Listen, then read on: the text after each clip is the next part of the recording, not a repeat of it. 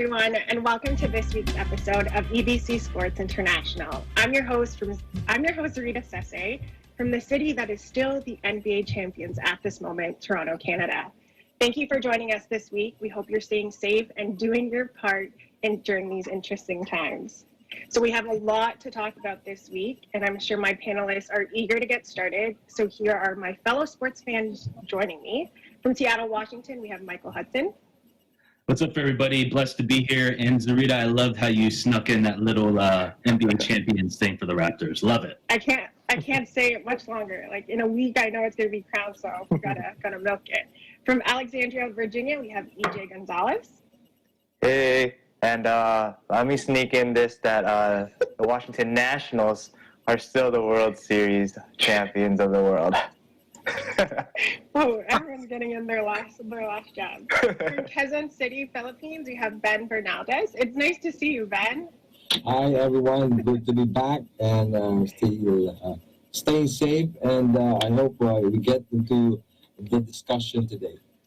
It's going to be some good stuff. And then we also have, from Vancouver, British Columbia, we have Zolti Horvath. Hey, what's up, guys? Let me just sneak in that my Minnesota Vikings are still, the horrible Minnesota. No need to sneak that in. We knew that one. Yeah, we knew that already, bro. And last but not least, from Washington, D.C., we have Ken Cruz, who may or may not be mentally here right now because his Lakers are currently playing Game 2. How's it going? Where'd you get that from? Are you there? Yeah, well, it's me, Kobe Bryant. The Lakers wearing the Mamba jerseys. This card, all thanks to Jolty. Bringing in my spirit to these guys. Go Lakers! I'm pretty sure that's how Ken's going to be the whole episode. So just you've been warned. So again, we are reminding you that though we are passionate about our takes, we are by no means experts, and we're just some friends who love sports. So before we jump into our discussion, here are some updates that have been circulating the sports world this week. So let's start off with Mike, who has an update about the current NBA Finals. Appreciate it, Z. So Game 1 of the NBA Finals was held on Wednesday night, and Game 2 is held here tonight, right now, at the NBA bubble in Orlando, Florida.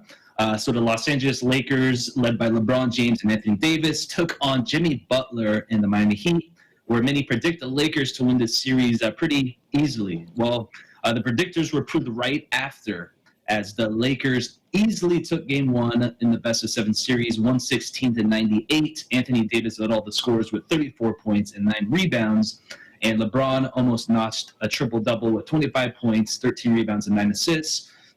The first minutes of the game of Game 1 were pretty entertaining. It was going back and forth. The Miami Heat looked pretty strong, hitting the first few shots in a row with Jimmy Butler leading the way, but the Lakers soon relaxed and clamped down on defense, holding the Heat to an abysmal 42% shooting and 31% from three-point land, which is by far the team's strength. And Butler led the Heat with 23 points and looked strong throughout until severely twisting his left ankle in the second quarter. He did finish the game, and he is currently playing right now in Game 2. However, it was a different story for Heat guard Goran Dragic and center Bam Adebayo, who each suffered from a foot and shoulder/wrist injury, respectively, in the second half of the game. They did not return, nor did they play in Game 2.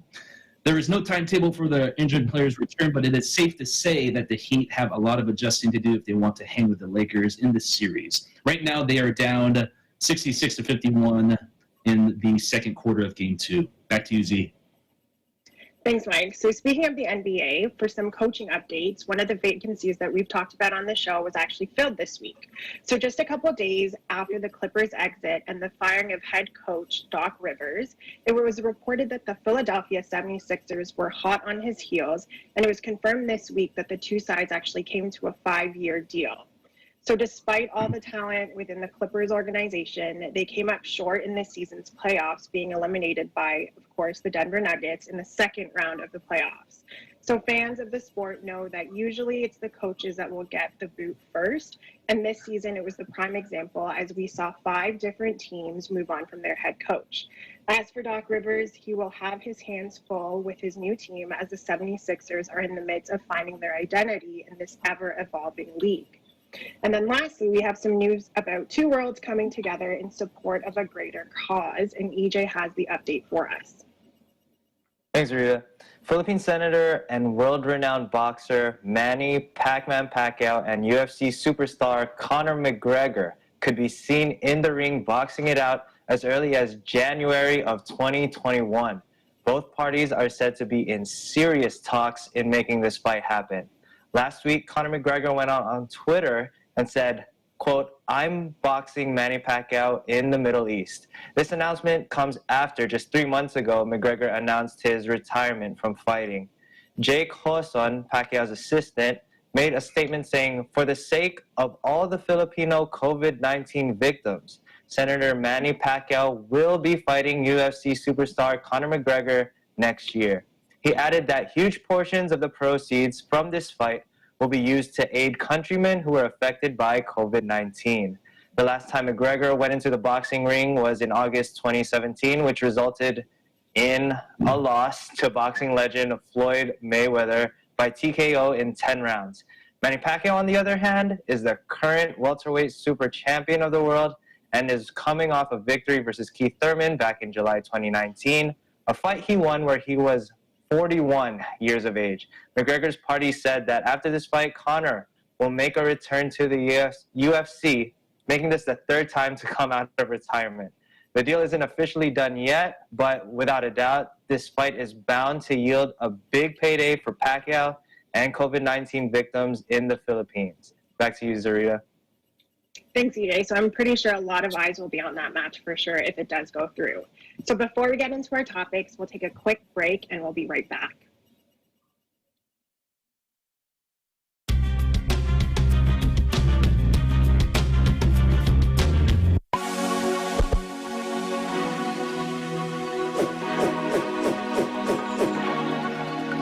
Hello there, I'm Alfred, and I'm a graduate of Bachelor of Science in Computer Science, batch of 2008 in New Era University. I'm currently working as an operations analyst in Autodesk. Hi, I'm Earl Escanio, and I graduated with Bachelor of Science major in Computer Science in 2010. I am a consultant at Trinity Consulting LLC. Hi, I'm Ivy Macapagal, Bachelor's of Computer Science graduate, year 2010. I'm currently working as a cybersecurity analyst in one of the largest telco here in New Zealand, Coast Park NZ. I'm Jofran David Riego, a BS Computer Science graduate here in 2015. As a legal analyst, I am tasked to read U.S. cases, specifically civil torts cases. I am Melanie Rico Hermosity, a Bachelor of Science in Computer Science graduate, year 2006. I'm currently a software quality assurance engineer at FBI Systems here in Maryland, United States. Hi, I'm Brendan Cruz. I'm a graduate of BS Computer Science, year 2012. I'm currently working abroad, and I'm working as a senior cybersecurity consultant who specializes in digital forensics and incident response. And I am part of a national security in one of the countries here in the Middle East. I am inviting everyone to study at New Era University. To legit, to great. Be brilliant in the new era. Study now at New Era University. Excellence, Discipline, Service to humanity.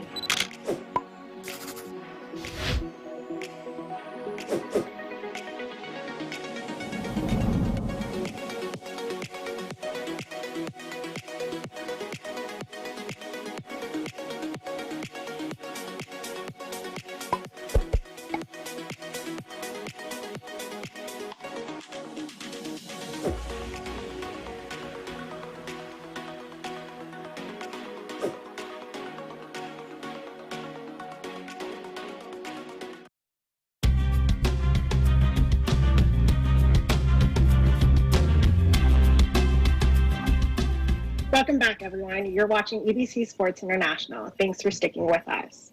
So if it was any other year, the NBA would be gearing up for its season opener. But of course, given that it's 2020, we are witnessing the NBA Finals in October. So I'll jump right into this, and we'll start off with some predictions. But I want 2 predictions from my panel tonight. Like Mike said earlier in his update, it's now confirmed that key players on Miami's roster have experienced significant injuries and are actually sitting out for Game 2. So give me your predictions if this was a fully healthy roster for Miami, and of course the prediction with the current situation right now. So let's start with you, Mike. What are your predictions for this finals?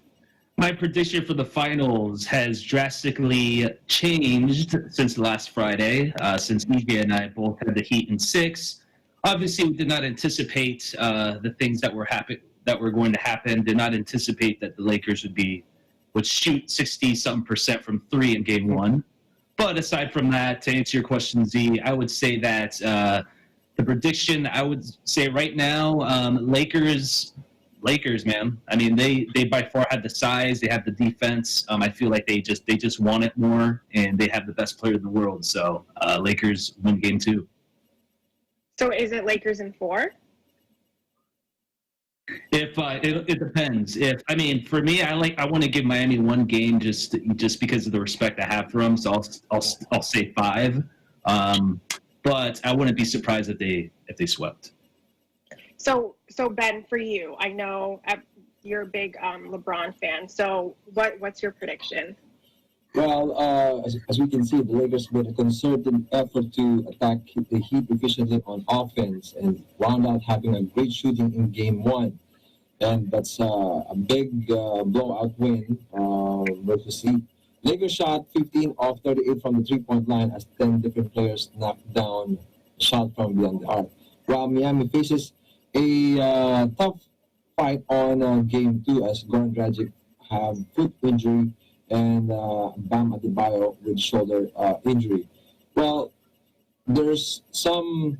At first, I was very optimistic that this will be a great series, final series. But looking at Game 1, I think Lakers would sweep the Heat 4 games.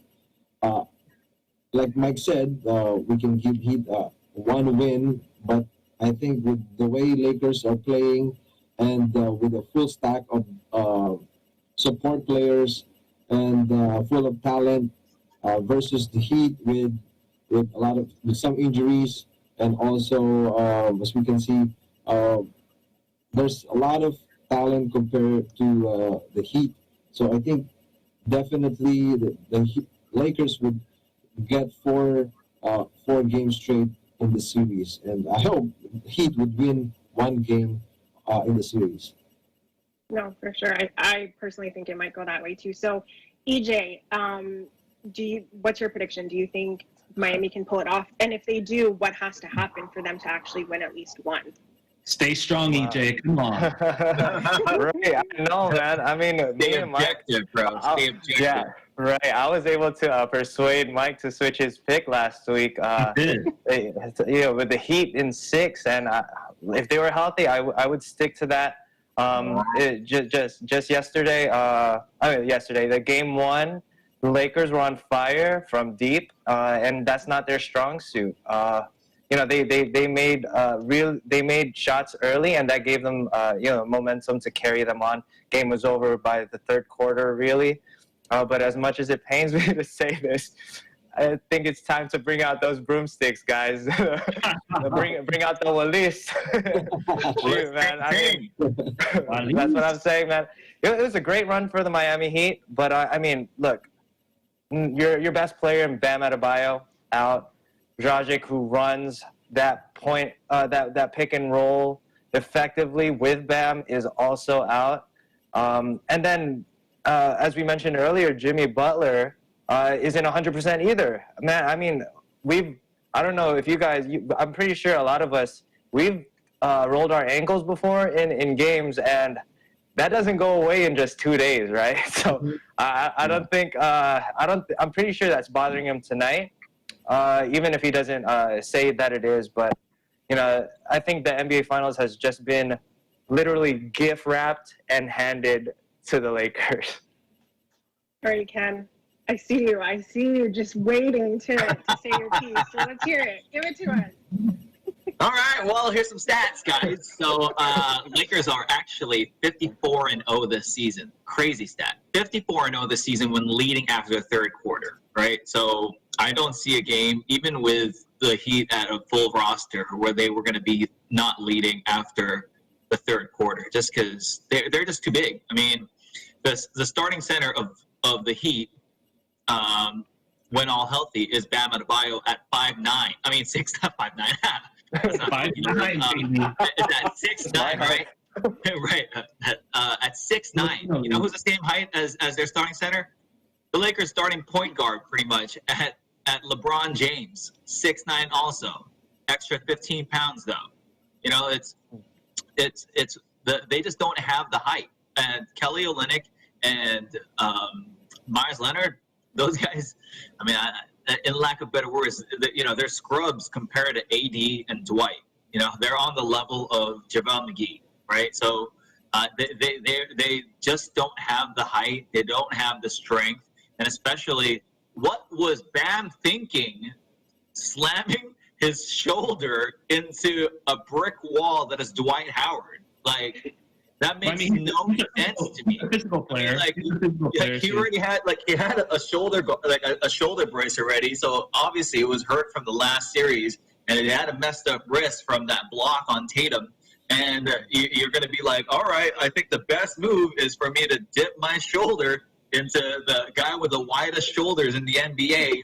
It just made no sense. And you know, that was a costly move, and he's gone at least until the third game, which is probably going to be too late. It was going to be too late anyways. I mean, AD is a different monster. Obviously, LeBron James is LeBron James, and you know, they're 13-0 in these 2020 playoffs when they shoot over 30% from three. So that's not even a high percentage. So they just got to make 1 out of 3 from behind the line, and the Heat, they like to play zone.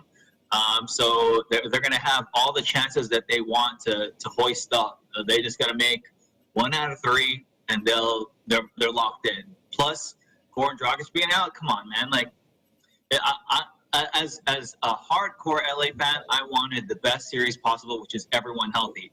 But just like how a lot of Clipper fans are complaining that they should have been the ones against the Lakers can only control what is in front of them. And right now, what is in front of them is a hurt Miami team, and that's that. I will say this, though. Yeah, I will say this, though. You know, being a big LeBron fan, I think he deserves to have this type of series where it's a little easier compared, because, I mean, he's gone through facing the Warriors 4 times. He faced the Spurs 3 times. I mean, he deserves a little gimme series like this. Well, it happens, right? I mean, the Lakers with Shaq had it too when they went against the Nets. I mean, you know, they go through a hardcore Western Conference, you know, with the Kings, the Spurs, and then, you know, once they get into against the East, it was nothing. Pacers, Nets, those guys. I mean, it was a cakewalk for any of the Western Conference teams, and this is kind of what happened. I mean, just think about it this way: the Miami team coming into the playoffs, we're a 5th seed. They're a 5th seed for a reason. Okay, so speaking of that, the injuries to Miami, I'm going to ask you, Zolti, because I heard it with my Raptors that whole finals, that there's an asterisk on our championship because of what happened to the Warriors. So, Zolti, does this finals and this Larry O'B trophy have an asterisk next to it for this season? Come on, you're a fellow Canadian. Yeah, not for me, not for me. The Raptors, of course, they have an asterisk because they probably would have lost if there was no injuries to Golden State. I've said you can go back, you can roll the tape to episode 1 back in March, and me and Ken agreed on this. LeBron was winning his 4th trophy no matter what. So, you know, whether I don't care what Mike or EJ have to say. Whether Miami was, well, I mean, I do care what you have to say, but not about this. Whether Miami has all their players or not, Lakers were winning. And on top of that, LeBron, he's old, man. He's tired. They were sweeping the entire time. He just wants to go home, rest, get ready for next season to win it all over again. Old? No. Come on, he can. The way he's playing, he can probably go for another 10 years. Yeah, but he's old. He's tired. He's only going to have like 2 months. Spoiler alert! That's our next segment, guys. I believe. So. Great transition, guys. You're doing. That was my segue. You didn't like that?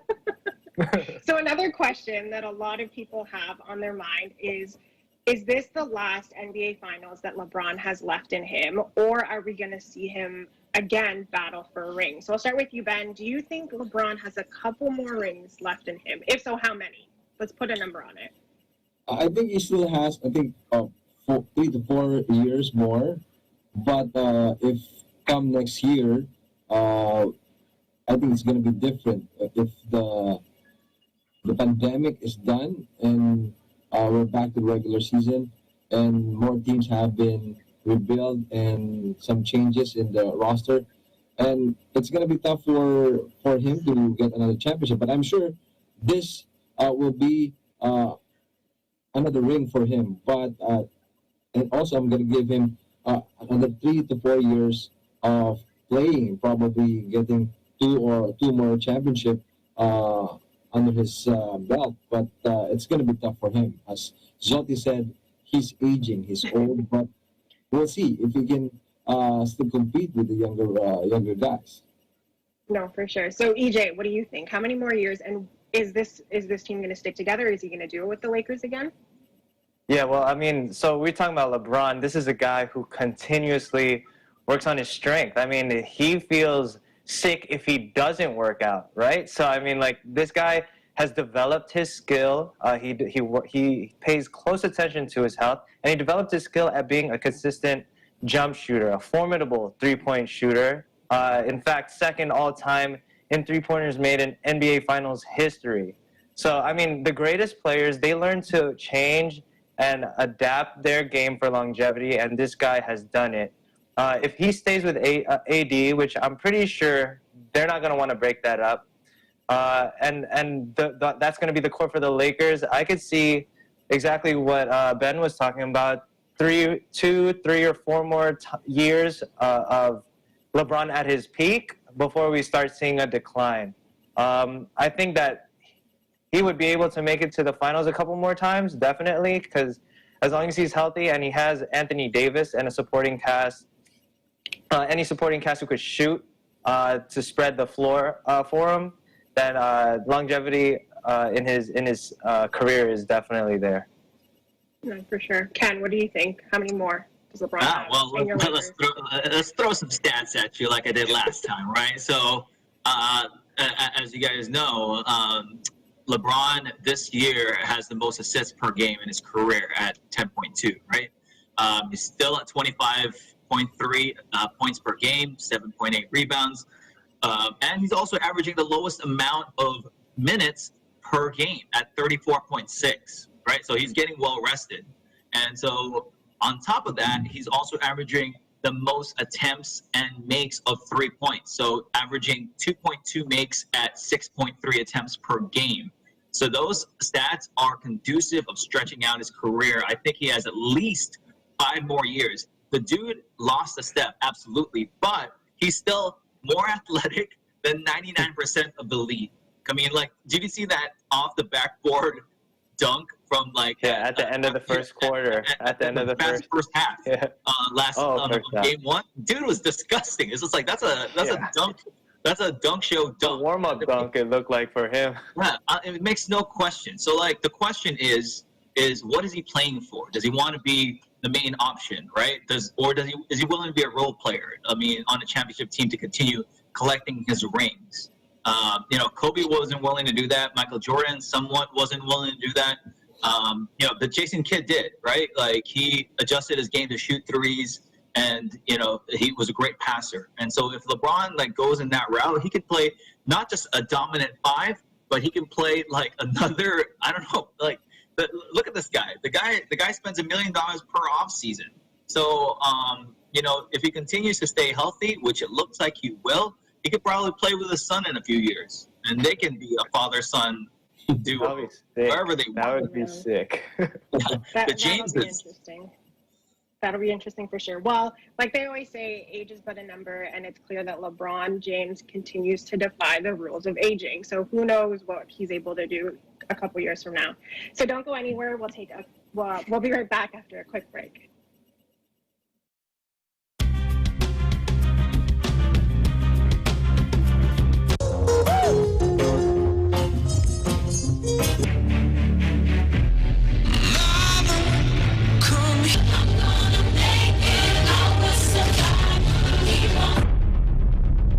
Intense ang movement nyo, sobrang lakas. This time, pinakita nyo yung potential na sinasabi namin. Yung flavor na meron kayo. Grabe, ang hirap. Magsisimula na ang bakbakan for a chance to continue the fight for the 2 million peso grand prize. Talagang pang world class.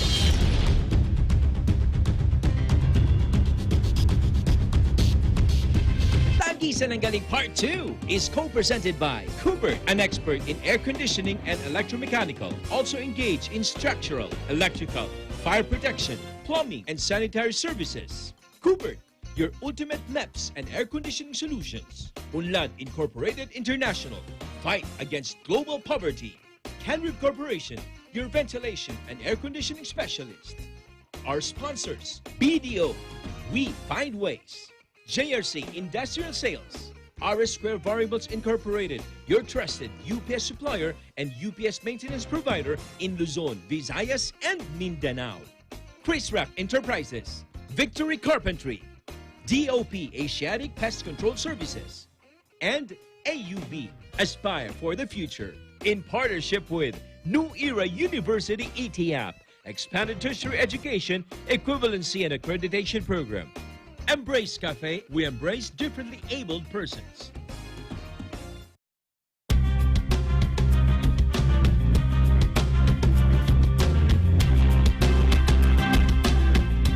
Welcome back to EBC Sports International. I'm your host, Sarita Sese. So sticking with basketball, this week we have seen some changes with the coaching staff of various teams and reactions from players about their new bosses. In the first episode of Kevin Durant's new podcast, Kyrie Irving went on record to say this, and I quote, "I don't really see us as having a head coach." He also said, "KD could be a head coach. I could be the head coach someday. Jacques Vaughn could be the head coach. Could do it one day. It's a collaborative effort." So I'm going to go to you, EJ. If you were Steve Nash, hearing Kyrie say those comments, are those red flags to you? Well, for me, I definitely don't think it's a red flag. We know that this is Kyrie's personality, right? So, but first I want to put into discussion the context first. Before he said those things on Kevin Durant's podcast, that he doesn't really see them having a head coach, he and Kevin Durant, before then, were speaking highly of Steve Nash and how excited they were to get him on board with Brooklyn. I think the comment wasn't a jab at Steve Nash per se. I think when Kyrie says, "I can be head coach, KD could be head coach," he's implying that they're able to give their 2 cents with Steve Nash. I think the point that Kyrie was trying to make was more of like what type of relationships that players have with coaches nowadays in order to achieve success. I mean, like you said, a couple sentences after, he said that it's a collaborative effort.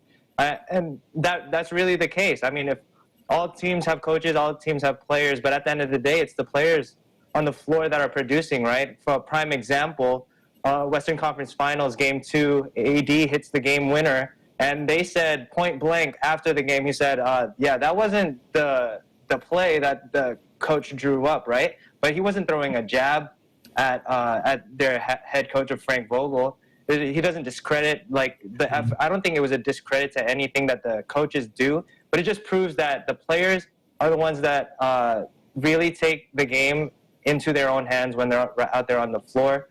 And like Kyrie said at the end of that quote, is that it's a collaborative effort, and these 2 guys are high basketball IQ guys who can give their 2 cents. Absolutely. So, Mike, do you think, given the reputation of Kyrie Irving and the numerous reports of him being uncoachable, is that the way you see the quote, the way EJ sees it, or do you see it as a little bit of a jab, maybe disrespectful to Steve Nash? If I were Steve Nash and Kevin Durant, I would jump ship right now because you look at the track record of Mr. Irving, what he says, constantly changes his mind, the turmoil that he causes in the locker room. Obviously, I don't know what happens behind closed doors, but I mean, the guy is just, his ego is just so inflated, all right? Don't get me wrong, guy's an amazing player. He hit a game-winning shot in the NBA Finals, total clutch player. But when it comes to the longevity of a franchise, he's just not. I don't feel he's a cornerstone piece.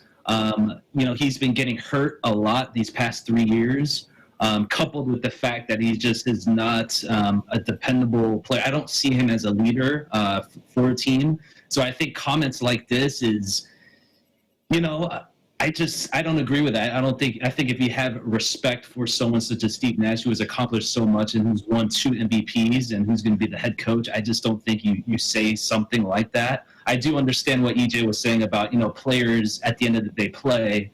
They make executive decisions when need be, especially when it's at the end of games. But I think at the end of the day, you really have to respect the head coach. Jordan never said anything like this. LeBron's never said anything like this. The list goes on and on. So I just thought it was a pretty wild thing to say. Never said anything like that, but LeBron definitely got some coaches fired. So, he's never said, I could be head coach. Even though he is, but and especially in Cleveland. LeBron is head coach, GM, executive. He's pretty much the front office. So, Ben, do you think if someone like Doc Rivers, Mike D'Antoni was hired by the Nets, would Kyrie have said something like that? Do you think they should have hired a more established coach? I agree with what Mike said. As kind of disrespectful for some. But looking at Irving's point, he does respect Steve Nash and what he can do for a team and a player. And we all know what kind of personality that Steve Nash has. If he said that to Doc Rivers and some other accomplished coaches, then definitely it would really be disrespectful for them. Looking at Doc Rivers as a champion coach, and also with other coaches. But for me, I think Steve Nash doesn't mind what he said, but for people who have problem with Kyrie, would say that he's disrespectful for Steve Nash. For some, they would say, he's just saying what he wants to say. But in the end, he has some respect for Steve Nash. And even Kevin Durant also mentioned that he worked with Steve Nash during his time with the Golden State Warriors. And they see what Steve Nash can do for the team. And they wanted to change how NBA views coaches in the league. So I think Nash will be a different player, but Nash, I think he's not a pushover as well. And we'll see if the next season starts, and we'll see how the relationship between Irving and Steve Nash goes. But for the meantime, I'm in the middle. So if he's disrespectful for what he said, but I also respect what he said in terms of his opinion. But I think it's a new age of players. Players can say what they want, and players can also fire coaches like LeBron. But for me, looking at the old school basketball players, they have really high regard for their coaches. And there was also a quote where Irving said that he wants a coach who would understand him as a human being, rather than changing his personality or the philosophy of coaches and also introduced to the team or to him. So I think he's just being himself, and I guess the generation has different views of players and coaches. Yeah, no, absolutely. I think it's Kyrie being Kyrie, saying Kyrie things in Kyrie ways. But I'm just picturing him saying it to Pop. Like, it just doesn't fly with certain coaches. So we'll see how Nash handles it. And just like Doc Rivers, Steve Nash will have his hands full already with this Nets team. So switching gears completely to another league that's well underway, the NFL has now entered their 4th week, and several teams have been warned of a potential postponed game.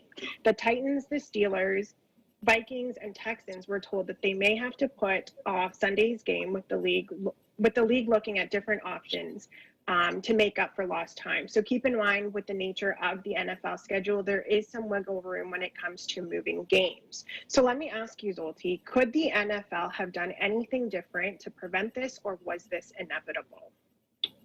I mean, unless they were willing to set up a bubble, situation with all 32 teams, which, was almost impossible. No, there's nothing else they could have done. Those 4 teams, though, the Vikings and the Texans, that game, as of right now, is still going to happen. The Vikings had no positive tests today, so that's still going. The Titans and the Steelers was actually postponed already to week 7. So that means the Titans and Steelers are both having their bye week this week to give them some extra time to get to isolate the players that were tested positive. I mean, as far as your question earlier, could they have done anything different? Like I said, unless they did a bubble, there's really nothing, because these teams are allowing, or the league is allowing the players to basically do whatever they want as long as they stay within the city that they play in, or like even on their bye week, they're not allowed to go home to their home, their home cities, their hometowns. They have to stay in the city they play for. But other than that, they're allowed to go out and about and do whatever they want. So it's not really protecting the players from exposure to COVID. So I think the league, I mean, they must be already looking into something, but I don't know what that could be.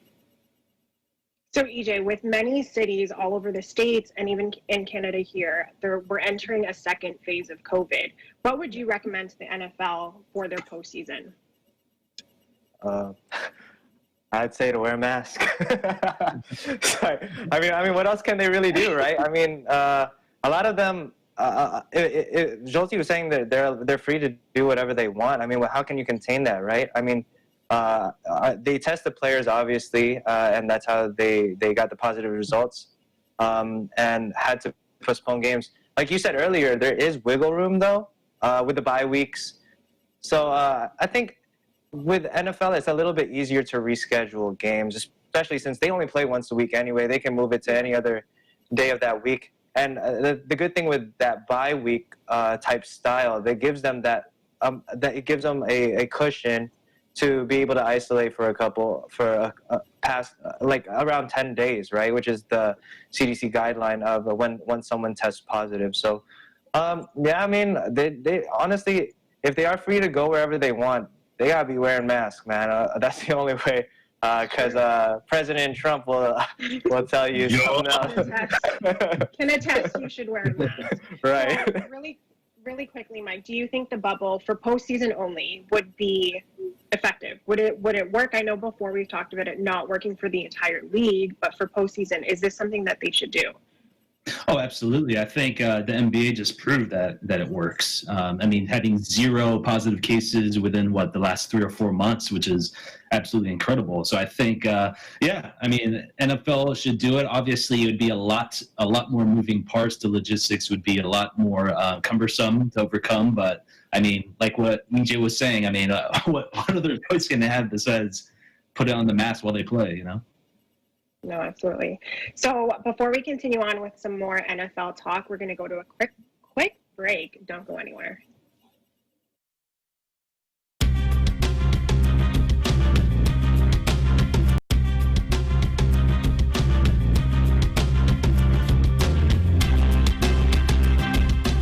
Welcome back to EBC Sports International. I'm your host, Rita Sesse, reporting from Toronto, Canada. So like we indicated earlier, the NFL is just entering their 4th week of the regular season, and several teams are making sure that they waste no time. But there's one specific player that is off to a hot start and cannot be ignored. Seattle Seahawks quarterback Russell Wilson has 14 touchdowns in just 3 games, the most that a QB has had in a season, and completing 77% of his passes. So if Wilson is able to keep up with this performance so far, he is on pace to beat Peyton Manning's 2013 record of 55 touchdowns in one season. So I know there's still a lot of football to be played here, so this may be a premature question, but Zolti, do you see Wilson winning MVP? Jolty. I see Mike smiling already. Remember what Mike said. Be objective here. Okay. If he breaks that record, he'll probably win MVP. But like you said, it is so early.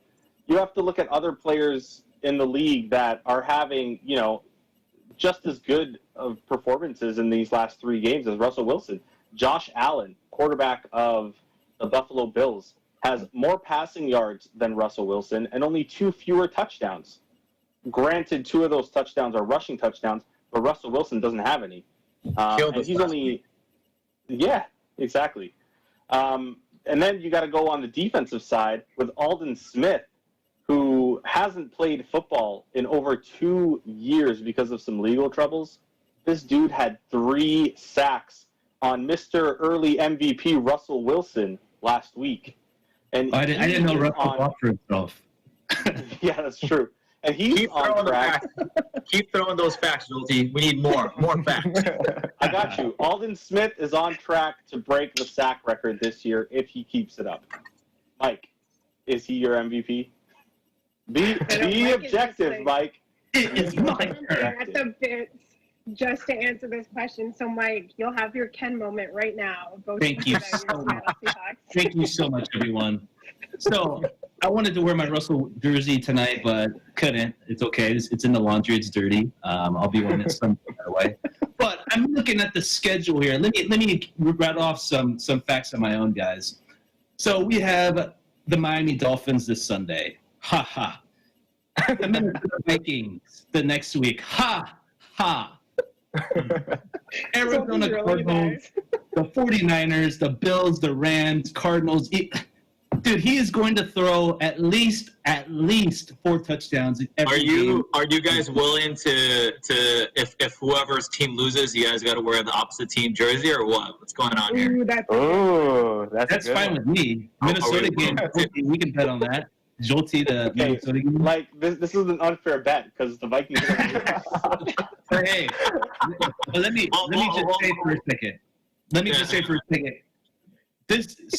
Ever since kudos to Pete Carroll for finally giving Russell the keys to the car to be able to open up the offensive playbook and throw the ball. This should have happened 4 years ago. That's how good Russell Wilson was. He was capable of doing this 4 years ago. I think he's the MVP. It's already locked. Book it. The guy is going to also break Peyton Manning's record. I think he's going to get 56 because, right now his deep passing is absolutely insane. If it wasn't for DK Metcalf making that mental lapse on that last game where he caught the ball, he celebrated early and he fumbled it out of the end zone. Russell would have been one step closer to 56, but yes, I think he will be winning the MVP. Soft schedule coming up. Obviously, I think the toughest one will be at Rams because he always struggles at LA. What it do, baby? What it do, Aaron Donald? But aside from that, I wouldn't be surprised if the Seahawks went 14-2, 15-1, just the way Russell's playing right now. Absolutely. I don't think that's going to happen. They're in the toughest division in football. The NFC West has the most wins over these last 3 weeks than any other division in football. There's no way they're going 14-2, 15-1. And on top of that, you brought this up. They have no line, okay? You need to be able to run the ball. Come on. You need to be able to run the ball to win some of these tough games. And the reason Russell Wilson has 14 touchdown passes is because they can't run the ball. Carlos Hyde is the backup. Who's Chris Carson, the starter? Chris Carson, their starter. Chris Carson is I think the second leading or third leading receiver on the team is the running back. Come on, man. You cannot win a game you cannot win big games by not running the ball. It's impossible. Do you think Russell Wilson is playing better because there's no crowds, or does that even make a difference? I don't think it makes a difference. I think any great player is going to play in any environment. I mean, look at LeBron now. I mean, different sport. The thing with Seattle, Mike, you can attest to this. I mean, I've been to many Seattle, football games. It is so loud while the defense is on the field. Yeah. But it is like almost just as loud when the offense is on the field. Exactly. People think that it's just for the defense. No, like they get a lot of traveling fans up in Seattle, and the noise carries. It is super loud, even when the offense is on the field. So I don't think it's an issue because he's been dominating this league for how many years now. So. And I think our defense, our secondary is struggling mightily, but our rush defense is number 2 in the league, and stopping the run is everything in this league. So that's why I think that's going to contribute to their record being so good with the easy schedule. Jamal Adams in the secondary. I mean, that doesn't matter either. Amazing. I saw a video of a couple of Seahawks players. Like, they were legitimately surprised that they can actually hear each other talking on the bench. So I thought that was pretty funny. So before this becomes a Seahawks podcast or like a show, Ken, what are some other players that you see potentially winning MVP? Well, I'm completely biased, and I'd like to go with Aaron Donald.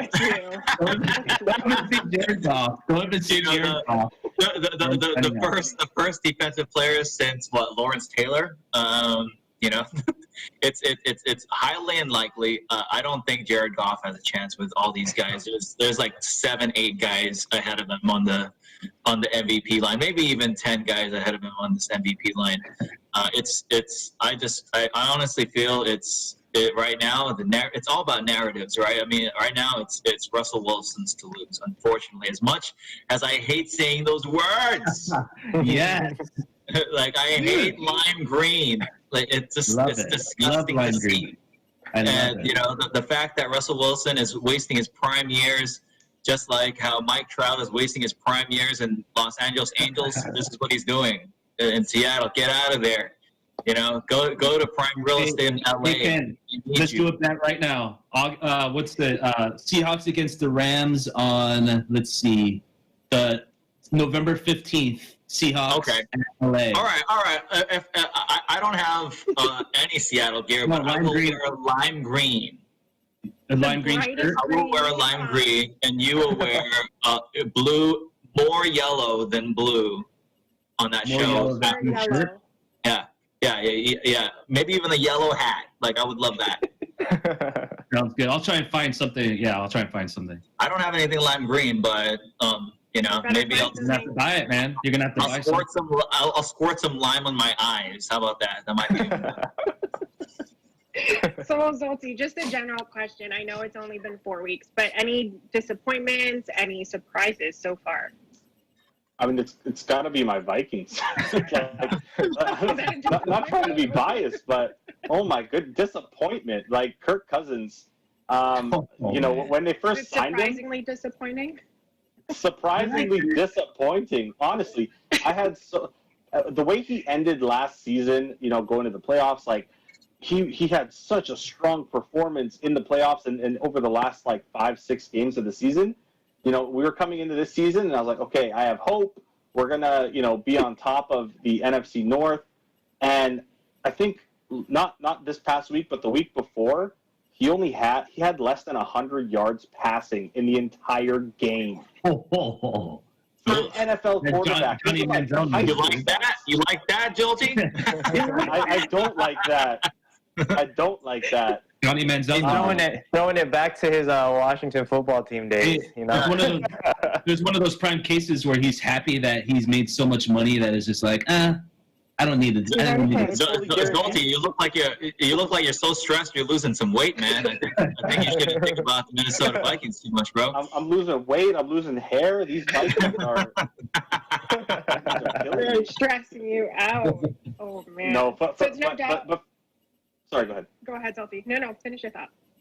I was going to say, but for real, I think the amount of injuries that have happened this season has been the biggest shock for me, and obviously it comes with no no preseason games and no off-season actual like training camps. There's no real football moves that you make when you're just out running routes or something with someone throwing you the ball. There's no contact, and a lot of these are star players that are going down. Saquon Barkley, Christian McCaffrey, like these guys are faces of the league, and they're well, at least Saquon Barkley, he's done for the season, and I mean that's basically the Giants season down the drain, right? I'd be surprised if they win a game.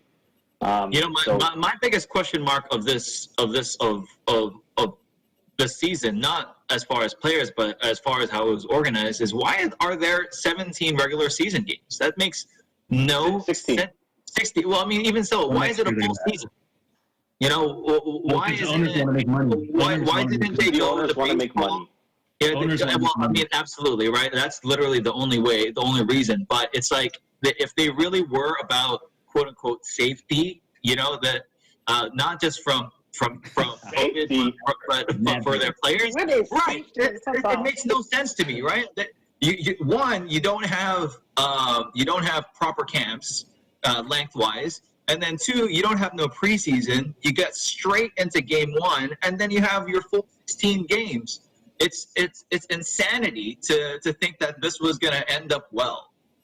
You're talking about a league that still doesn't admit that CTE is a thing, and you want to talk about COVID safety? There's no safety in this league. No way. And then you're also talking about owners that are probably never going to give players guaranteed money. I mean, as far as the entire contract. So I mean, it's obvious that the owners don't care about the players. They just want to make a buck. It's insane. See, they're reaping the fruits of their labors right here. Look what you did to Saquon. Yep. Yeah. We'll see how the league treats the next couple weeks, especially with probably an increased number of positive cases. But finally, we have our question of the week, and I don't need no explanations. I just want your straight answers. So the question is, if I offered to buy you tickets to any of the following sporting events, like best seats in the house kind of tickets, which would you pick? So your options are the NBA Finals Game 7, World Series Game 7, Super Bowl, FIFA World Cup Championship, UFC Championship fight. So for me, that is so hard. I'm going to go World Series Game 7. So then let's start with you, Ben. What would you pick? I would pick NBA Game 7. Yeah, that's a good one too. EJ, what about you? Yeah, I'm in the same boat, man. Basketball is my first love, so it's got to be the NBA. Okay, so who would be the two teams that you would actually want to see? Like that Honestly, would be an epic. Well, game if the Wizards ever make the finals, please get me tickets first. Zolti, what about you? Put me right in the middle of the fan section at the World Cup finals. Oh. That would be amazing. That's crazy. Mike, what about you? I'm joining you, Jolty. Right in the center row, Ronaldo against Messi. Final World Cup, baby. Let's go. So I'll buy the tickets for both of you. You'll go on a date. Buy a pair. And last but not least, Ken. Well, the Dodgers have not won since the year I was born. So definitely this year, Dodgers versus Yankees, Game 7. Clayton Kershaw at the mound. And I would be the only non-cutout in the stands. So you'll be watching by yourself? Yeah, well, me and my cutout friends from South Park. Awesome. So that's actually all the time that we have for this week's episode. On behalf of everyone on our panel, thank you for joining us, and be sure to tune in next week. Also, make sure to visit our website at eaglenews.net and eaglenewslive.com, like us on Facebook, and follow us on Twitter at twitter.com/eaglenewsph to join the conversation. And that's it for now. So I'm Zarita Sensei from Toronto. We live in interesting times. Lakers, Dodgers. Go Hawks, baby.